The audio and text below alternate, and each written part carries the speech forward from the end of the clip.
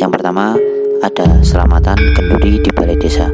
Ritual kenduri pertama-tama dibuka dengan doa bersama, yang dimana doa tersebut dipanjatkan khusus untuk warga Traji dan mempunyai tujuan agar mendapatkan keselamatan dunia akhirat dan mendapat berkah dalam hidupnya. Kemudian pembelajaran yang bisa diambil bagi peserta didik adalah terdapat nilai spiritual yang dapat diambil atau senantiasa kita selalu bersyukur dan selalu meminta perlindungan kepada Allah Subhanahu wa Ta'ala dalam keadaan apapun.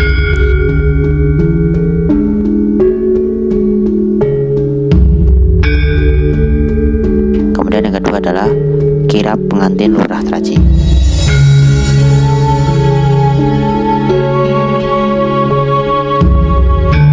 Kemudian yang ketiga ada upacara di sendang si dukun.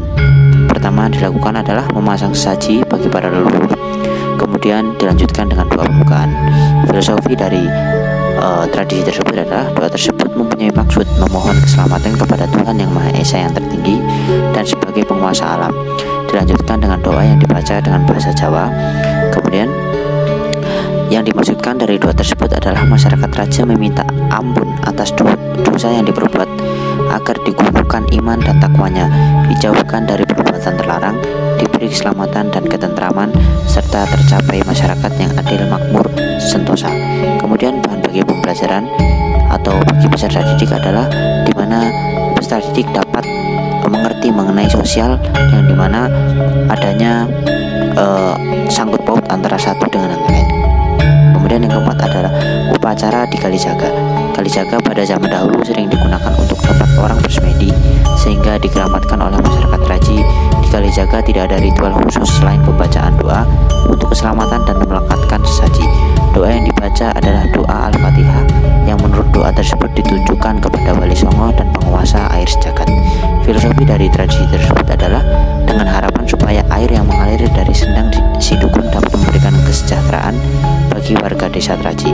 Kemudian pembelajaran yang dapat dipetik bagi peserta didik adalah menjaga dan merawat alam seisinya, salah satunya dengan menjaga air sebagai sumber kehidupan di bumi. Kemudian ada ritual nukoni. Ritual ini pengantin perempuan atau bulurah membeli beberapa barang dagangan dari para pedagang yang berjajar di sepanjang jalan menuju balai desa.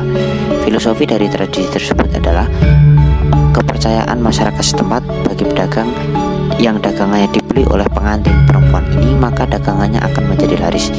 Bahan pembelajaran bagi peserta didik adalah terdapat nilai sosial dan ekonomi, di mana seseorang dapat melakukan interaksi sosial melalui jual beli kepada orang lain, serta dengan adanya jual beli tersebut dapat menambah pendapatan khususnya bagi penjual.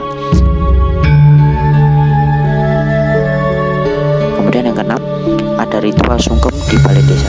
Ritual sungkeman ini tidak terbuka untuk umum karena keterbatasan tempat dan waktu.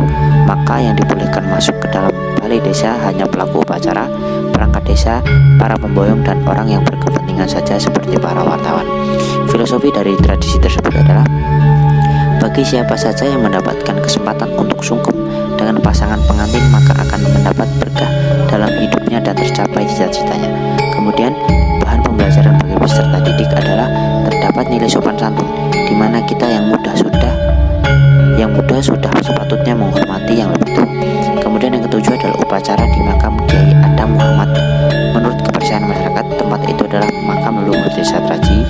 Kiai Ahmad Muhammad adalah seorang cikal bakal desa Traji, yang dimana filosofi tersebut adalah kita harus selalu untuk memahami atau menghormati leluhur yang telah membawa suatu tradisi bagi desa tersebut. Kemudian pembelajaran bagi peserta didik adalah di mana kita adanya harus saling menghormati kepada yang lebih tua.